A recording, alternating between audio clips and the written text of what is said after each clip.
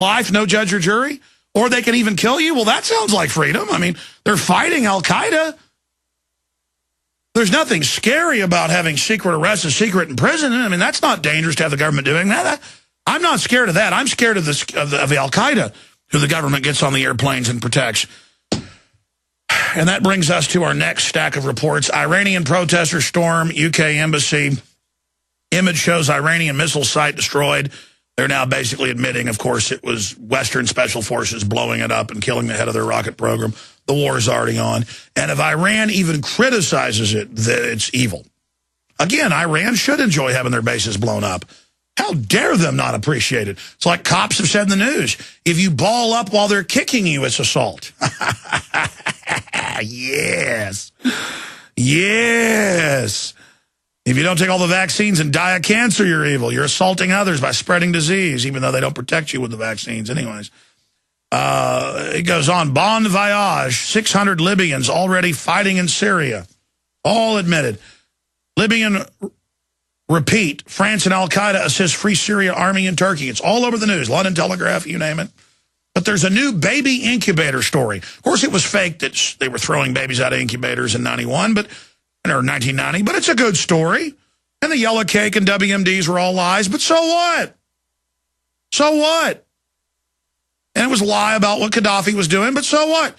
Syrian troops have killed more than 250 children, UN finds. Oh, they're very concerned about the children at the UN.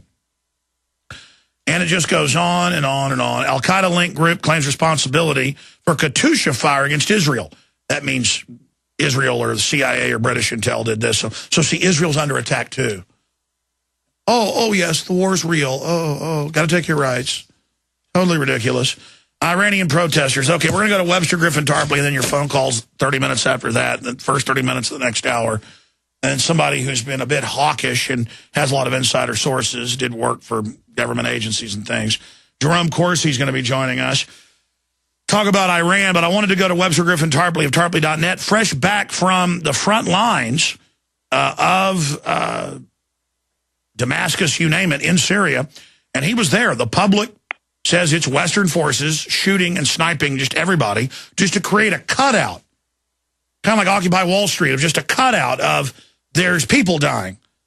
And he's back, and a lot of this is being confirmed in mainstream news, but the stuff we saw a month ago where the Al-Qaeda forces ran up the Al-Qaeda flag in all the major cities and had signs saying, Syria, here we come. But our media is actually saying that we've got to attack Syria because they like Al-Qaeda. Of course, Al-Qaeda is actually attacking them, but it doesn't matter with the American people. Just say Al-Qaeda. You can walk up to the average American and say, I'm going to take your car. I'm fighting Al-Qaeda. They'd say, here's my car. I'm going to beat your kid's head in with a baseball bat. I'm fighting Al-Qaeda. They'd say, baseball bat, please, let me help you. I'm going to gang rape your wife fighting Al-Qaeda. Well, certainly. Are there 100 of you? Would you like to blow her head off in the process? You're fighting Al-Qaeda? They're like, yes, we'd like to. Oh, good, fight Al-Qaeda then. We now go to historian, doctor of history, and also he's an economist and author on Obama, who wrote the unauthorized biography on our lordship. Webster Tarpley, fresh back from Damascus there in D.C., or I guess you're in Maryland today. Tarpley, tell us what you've seen. Well, I've been in Damascus, as you've mentioned, and in Homs, and in a place called Banyas, and also in Syria, which is on the coast. I've been through the port city of Tartus, and this is now the place where just after I passed through there, we have the arrival of this Russian naval task force. I don't think they're all in the port. The port of Tartus has been expanded and upgraded with some rather important, additions to the facilities over the last couple of years. And the information I have, one report comes from General Michel Aoun, the head of the Christians of Lebanon. I think a figure like de Gaulle, the savior of Lebanon. He told me a week ago, the Saturday morning, that the Russian fleet had actually arrived, and I got this confirmed from a Russian journalist, a woman working in Damascus. And it's a fleet that's composed of the Admiral Kuznetsov, which is an aircraft carrier, or at least a helicopter carrier, maybe a through-deck cruiser. might be a term. Yeah, it's like a troop carrier helicopter. It's kind of like the Coronado, a Marine Corps ship. Right. And then we've got a heavy cruiser, the Moskva. The Moskva is a heavy-duty, heavy cruiser with missiles on board, 3 or 4 nuclear submarines. And the trick with the submarines is you don't know how many because they're underwater. If they come through the Bosphorus and the Dardanelles, if they were coming from Odessa and the Russian Black Sea Fleet, then they would have to surface as they go through the Bosphorus and the Dardanelles, because that's the Treaty of Montreux, I think, says if it's a submarine, you got to come up to the surface to go through. But according to the Russian journalist I talked to in Damascus, she said that these ships had come from Murmansk. So she said there were 3 or 4 nuclear submarines that were known, and maybe more, and I think also an anti-submarine warfare ship. So this, I think, highly significant, and I think the big thing that's hanging over all this is the tremendous, hysterical, Dr. Goebbels-style Western media blackout that this Russian fleet is there. There are even other reports that they're unloading these S-300 advanced surface-to-air missiles, the kind of thing that Gaddafi wanted, didn't get in time, the kind that Iran has asked for, and they still haven't gotten them, at least in the numbers they wanted, as far as we know. Anyway, that these are now being delivered to Syria. So this means that there's a whole new dimension of Russian support for Syria. 2 weeks ago, this past weekend, we also had the visit of the Russian Orthodox Patriarch, Kirill, Cyril. So he's Patriarch Cyril of the Russian Orthodox Church, the top religious authority of the Russian Federation, at least of the Christians, and he came there to Damascus to meet with the Grand Mufti of Damascus, who is a very interesting figure in his own right. I recommend you look him up. So the idea is that you've got a pattern, and you've also got now Foreign Minister Lavrov of Russia is saying we want you to stop with these ultimatums to Syria, stop with this stuff. He's responding to a French madman, Alain Juppé. The Foreign Minister of France says it's time to cut humanitarian corridors into Syria and set up humanitarian. And that's a total repeat of the Libya and the humanitarian love bombs. But you were there. We weren't able to get a hold of you after you were first on there in the sniper areas. And now It's coming out that indeed that is the Al-Qaeda forces. Even the London Telegraph admits Al-Qaeda is now taking over all of Libya. The military leader is a top Al-Qaeda operative who openly says murder the Americans and all this. That's his CIA cover. We've also got them at least 600 landing there. And then secondarily now, since you've been there, I want to hear about what you saw there bravely in areas under sniper attack, Webster. You never like to toot your horn, but you've been in the middle of it. Then I want to continue. Russia threatens to block NATO routes that they're using since Pakistan's cut off their route into Afghanistan. What's happening with that base being bombed? By the way, Hamid Gul is on tomorrow, folks. Former head of Pakistani intelligence at the start of the show. I wanted to just confirm that's coming up. Also, Webster, we now have these huge explosions all over Iran, blowing up a lot of their missile facilities, killing their top commanders. Now the media is basically admitting the West is running operations there. The Iranians have hit the British embassy. I mean, clearly things are escalating right now. Yes, I think you could say the Anglo-American mad dog imperialists are running amok. They are in a manic, hysterical war psychosis, a flight forward. This is now a new surge. I guess we haven't seen anything quite at this level since about 2007. Webster, MF Global's making 40-to-1 bets, and there's now statements in the news where they said that's just the way it is. Insanely, 40-to-1 bets that were guaranteed to fail, losing $12 billion in one day and just frothing around. I mean, the elite has gone totally insane. Yes, and it's good that you bring this up, because this is, I think there's a certain causal chain. In other words, when you take a ruling elite like the Anglo-American financier oligarchy, these are finance capitalists. These are zombie bankers, hedge fund hyenas, and all the rest.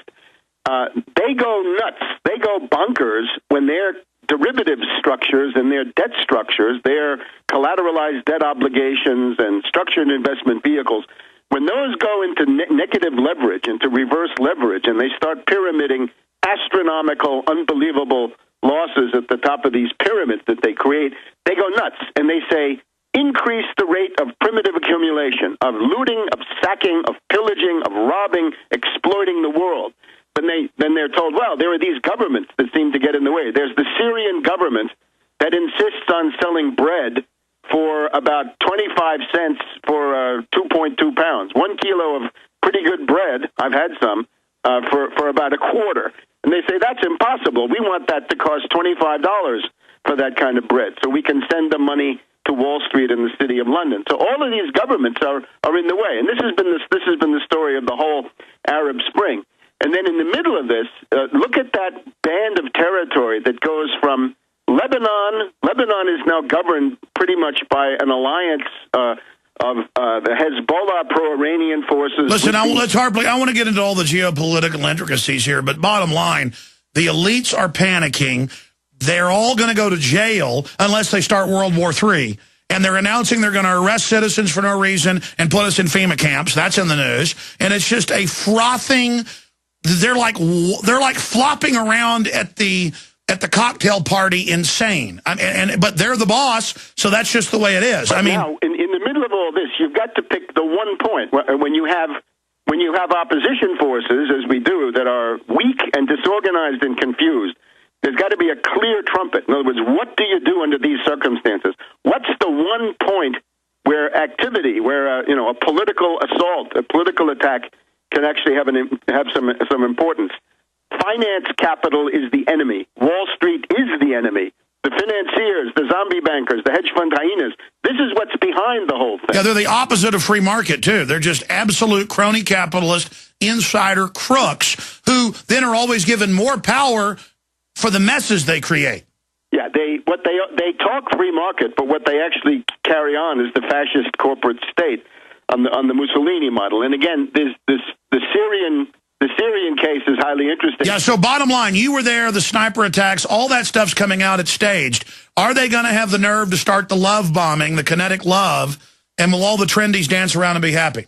Look, a lot depends on Russia. I would say just about everything depends on Russia right now. As Gideon Wells, the Secretary of the Navy, said in 1863 and 1864, God bless the Russians. Thank God for Putin under these circumstances.